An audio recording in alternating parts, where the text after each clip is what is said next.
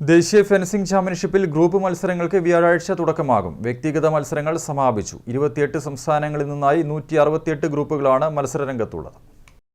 കഴിഞ്ഞ 2 ദിവസമായി മുണ്ടിയാട് ഇൻഡോർ സ്റ്റേഡിയത്തിൽ ദേശീയ ഫെൻസിംഗ് ചാമ്പ്യൻഷിപ്പിൽ വ്യക്തിഗത മത്സരങ്ങളാണ് നടന്നത്.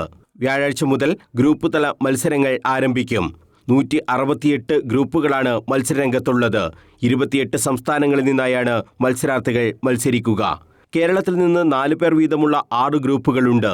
ഇതിൽ 2 പുരുഷ ടീമുകളും 1 വനിതാ ടീമും അടങ്ങുന്ന 3 ടീമുകളാണ് വ്യാഴാഴ്ച മത്സരത്തിനിറങ്ങുന്നത്.